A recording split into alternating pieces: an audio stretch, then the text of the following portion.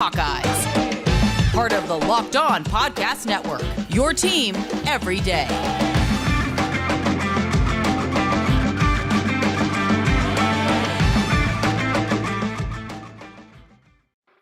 Welcome back, Hawkeye Nation, to another episode of the Locked On Hawkeyes podcast, your daily podcast covering your Iowa Hawkeyes on the Locked On Podcast Network.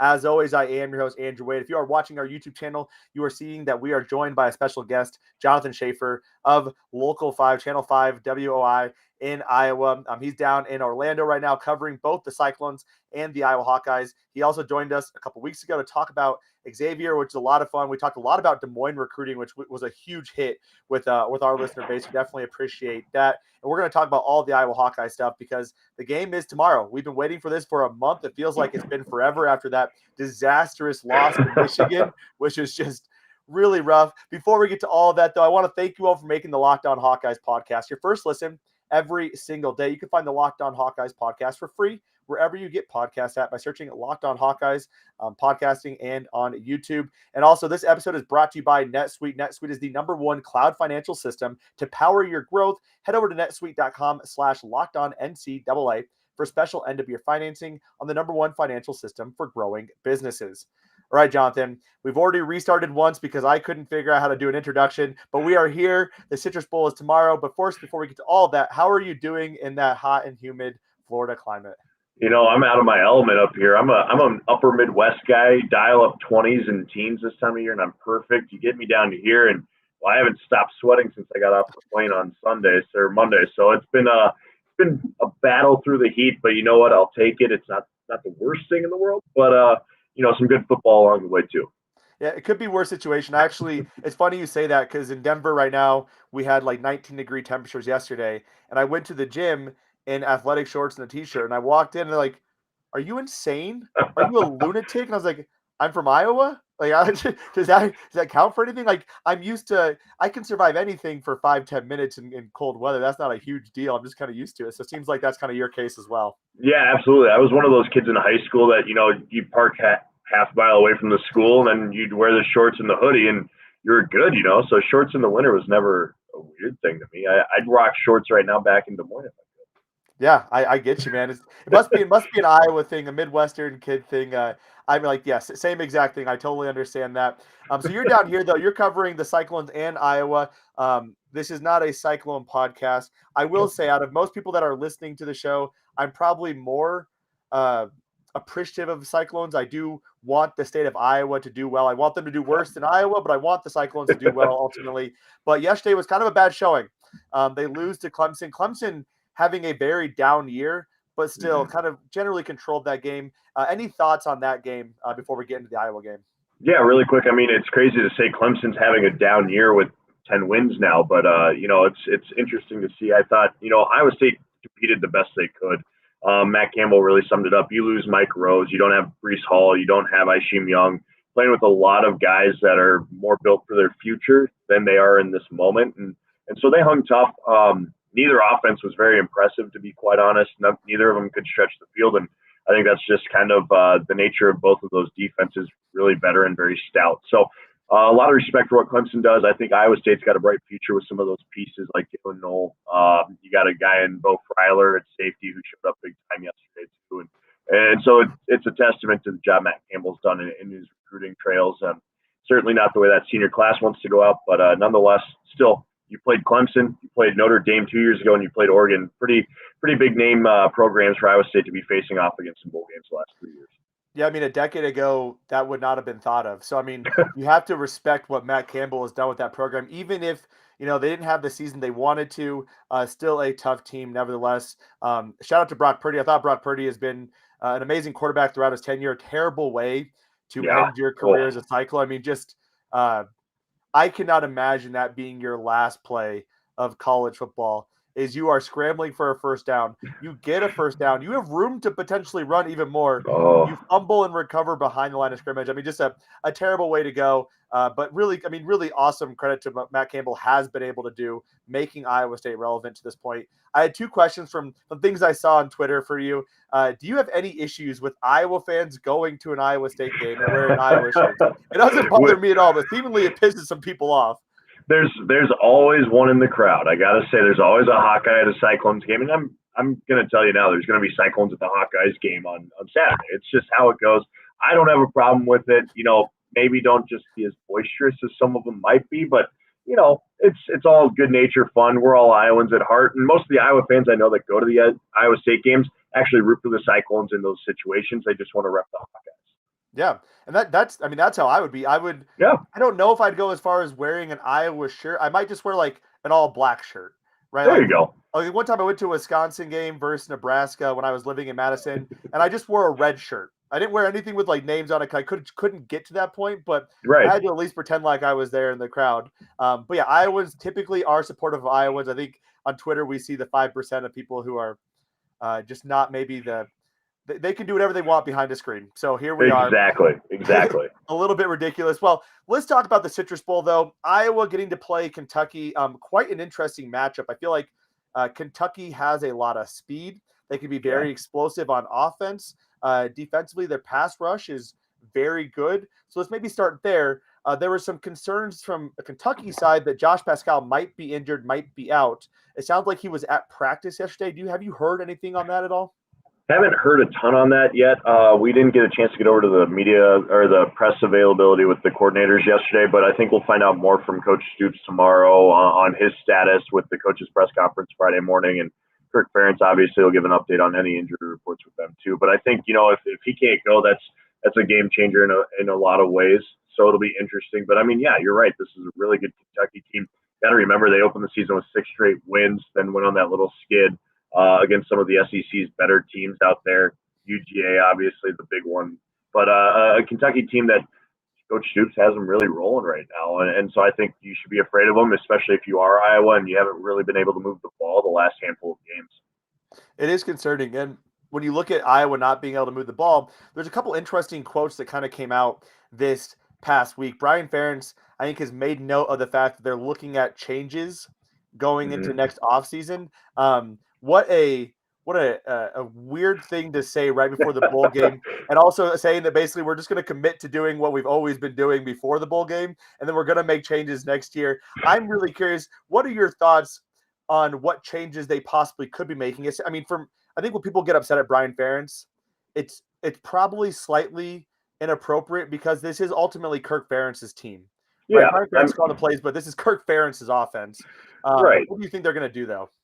I really hope it's not the predictable 3-yard run, screen pass, punt kind of deal we've grown accustomed to over the last 2 decades. But, I think future-wise, I think Brian Ferentz goes to a dual threat quarterback. I think that's the name of the game right now.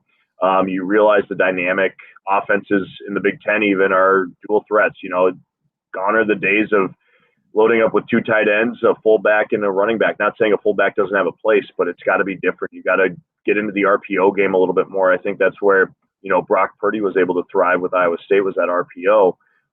Imagine what a guy like Padilla, maybe even Spencer Petras could do, but I think that's where you go as a dual threat. Most of these kids coming out of high school are dynamic athletes now. They're not just pocket passers, and even the NFL game's going that way with Mahomes, and, you got all these guys, Justin Herbert, that's the same way. So I think you have to kind of embrace that aspect of using your quarterback as another threat on the ground. Yeah, and I think for those of you that are frustrated by Brian Ferentz, and I've been frustrated at times by Brian Ferentz and his play calling, I will say, since he's taken over, though, Iowa has done some things that I would have never expected Iowa to do offensively. The Wildcat may not have been the most effective play set that they had, but the fact that Iowa had a running back line up and take a snap is honestly like revolutionary for the Hawks. We've seen a lot more end arounds incorporated. Even the last couple of games, they haven't worked, but we've seen a halfback pass that could have had Michigan on a ropes early. You just kind of throw a punch there a little bit. They didn't get it, but a halfback pass, we don't see those on the Hawks. So maybe we see a little bit more of that. You mentioned the mobile quarterbacks, and then also the fact that Brian Ferentz, they have not named a quarterback yet. So there's a lot of things to unpack with that. I want to quickly cover the fact that when you look at Iowa's incoming quarterback recruits, Spencer Petras is a tree. I've honestly don't know if I've seen anyone so immobile. I mean, Nate Stanley was relatively immobile, but that guy could get out of the pocket a little bit. Yeah. Spencer doesn't look like he knows what he's doing when he tries to get out of the pocket, which is unfortunate. Has a great arm. Alex Padilla, a bit more mobile. Joey Labas, significantly more mobile from what we understand than Spencer Petras. Carson May, mobile as well. And Marco Lanes supposedly ran a 4.58 40. Now, granted, that was hand-timed, so that could be anywhere from a 4.5 to a 4.75. But regardless, that's faster than Spencer and more mobile than what we've seen. He likes to emulate his game after Bad Big. So that's a long-winded way of saying it makes sense they try to move towards a mobile quarterback. Now, Brian Ferentz said, we made a quarterback decision. We are not announcing it yet, and we also don't care how this impacts us long-term. That is weird to say, right? I mean, so if you had to predict who is starting under center, and who do you think starting under center next year then? Anybody's guess is as good as mine right now. I mean, I do think Spencer Petras gets the start, but I think it's a quick hook if he's not effective in the passing game. I think Alex Padilla is the guy next year, and I think one of them's in the transfer portal by January 5th. I hate to say that, but I think that's the nature of the beast now. And so I think Padilla is going to be the guy moving forward. I think he's shown flashes. I think you give him a full spring and a full camp as the QB1 and maybe not competing quite as much. And maybe Levis comes in and turns some heads. I mean, Chad Leistokow wrote about that earlier this week. I believe it was Chad. And so it's really interesting to see this dynamic, but this belief that you're not going to name a quarterback. We don't care how it affects, bro, you're saying all the wrong things right now. Yeah. And I really hope it doesn't hurt him. But I think you got to get into the RPO. You've got guys like Arlen Bruce and Keegan Johnson who are just too dynamic not to get the ball too quickly. I love what you mentioned about the end around, something we hadn't seen a lot of.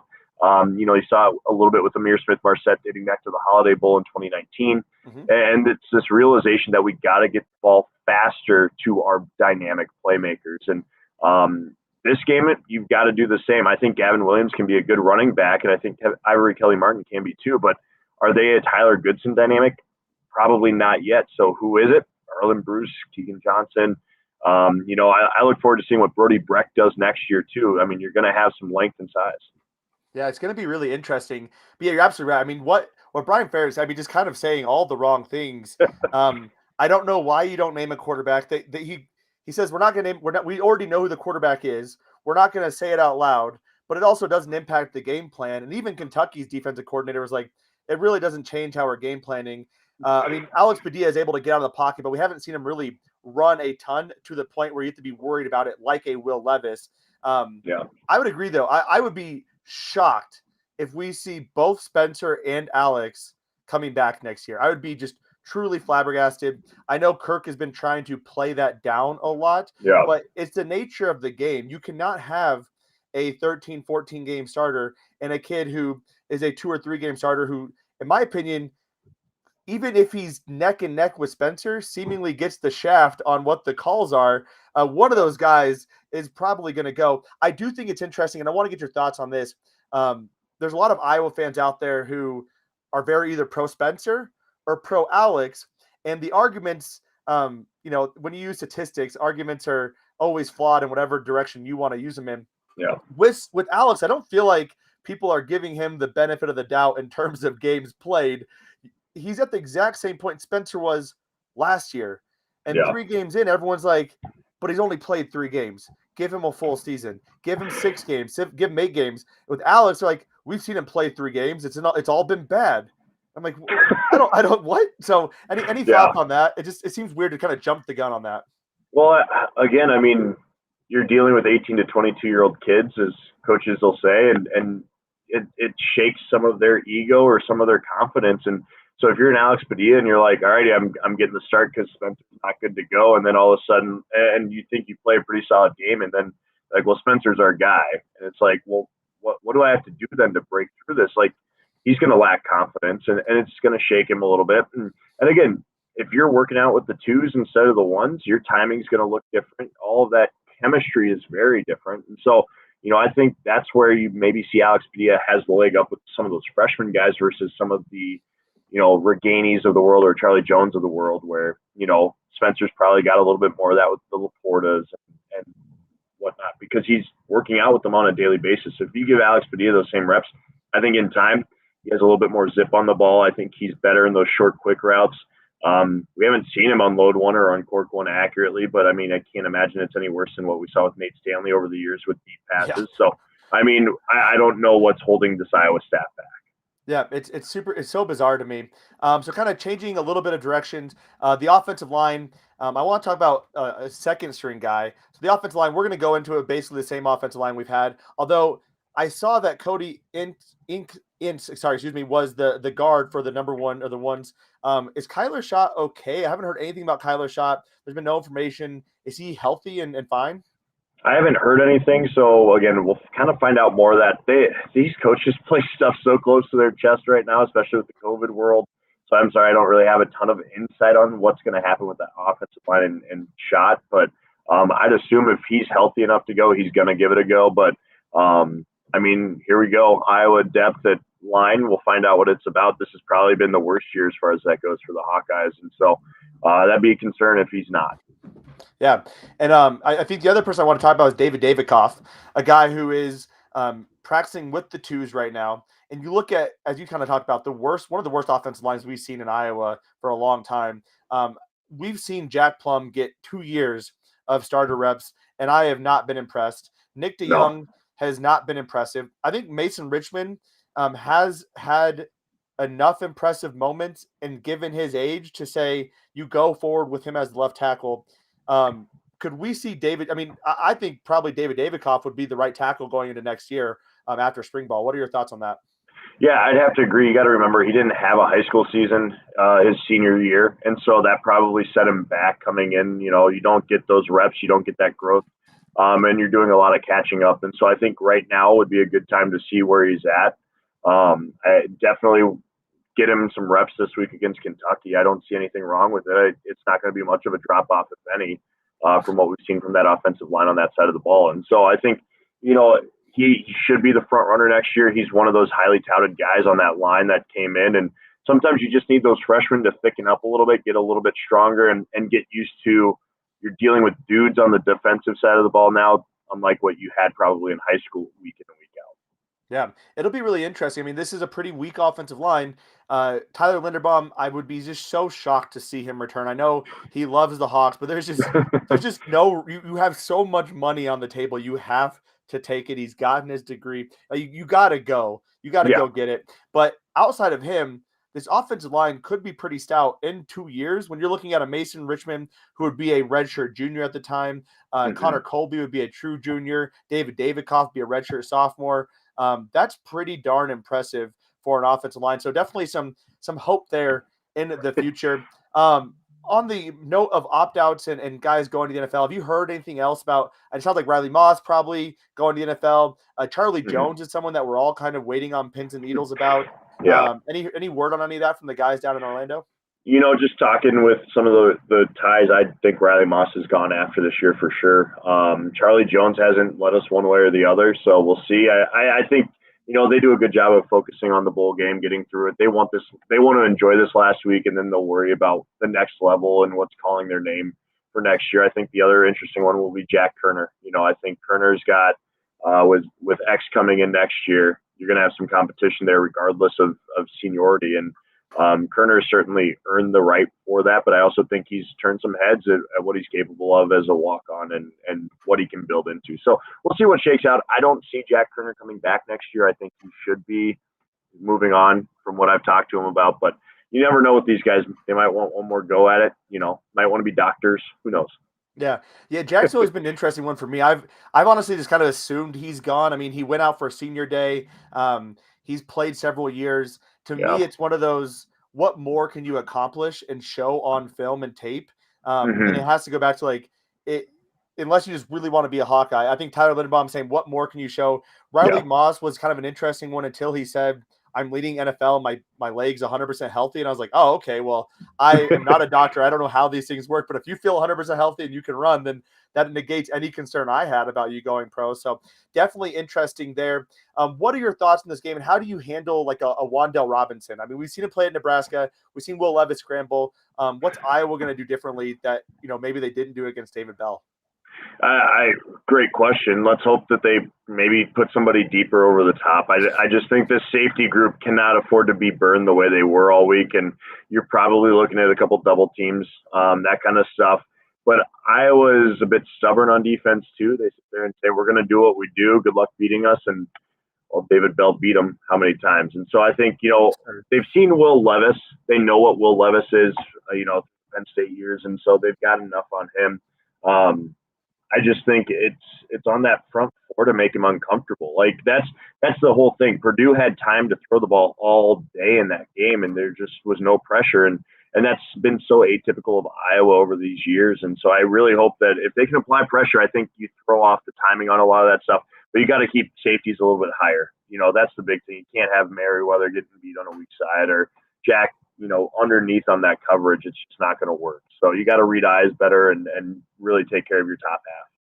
Absolutely. You mentioned the pass rush. I don't think that's going to improve anytime this year, which is unfortunate. So I was thinking maybe we're probably going to see some more linebacker blitzes as well, put a little bit more pressure on Will Levis to get the ball out, especially with Will Levis being still a bit turnover prone. He has 12 interceptions this year.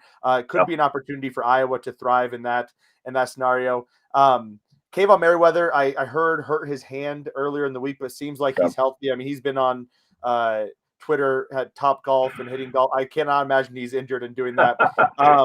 Any word on the injuries? Terry Roberts also wasn't practicing. Do we know anything else about injuries for this team? Haven't heard any more on Terry Roberts. Merriweather looked like he was fine. He was trying to find his kid today at the fun spot. They get paired up with a kid, and apparently he lost his kid. So he's looking for him. But yeah, he's running around, and it looked like his hand was okay from what I heard. So some funny stuff there, but. No, I think injury-wise, everyone seems pretty healthy right now. Having that month after the Big Ten championship really does help, and I don't think these staffs push their players too hard through here. They appreciate the practices and getting some of those young guys reps, but no one's walking around Universal Studios for 2 days or anything like that where they're going to cause any more drama. Yeah. How has the vibe been for the team? Obviously, these things are fun, but it's tough coming back from that game against Michigan. How has the vibe been?